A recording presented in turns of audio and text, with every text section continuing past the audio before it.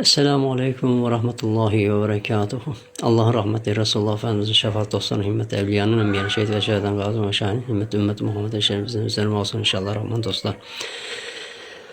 Evet dostlar, Kabe-i Muazzama'nın örtüsünden bir parçamız var elimizde.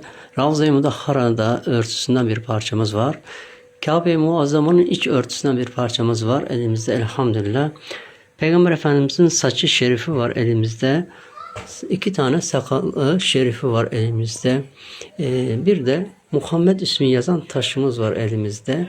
Bu da Peygamber Efendimizin ayak izi, nakliye şerifi kopyasıdır. Elhamdülillah bu günahkarın eline de ulaşmıştır. Bizler de hizmetçisiyiz. Sizlere de ziyaret etmeye ve davetlere icabet etmeye, orada sergilemeye isteriz. Sizler nasip olursa inşallah Rahman sizler de davet üzerine icabet ederiz Allah'ın izniyle. Esselamu Aleyküm ve Rahmetullahi ve Berekatuhu. Hayırlı akşamlar dedim.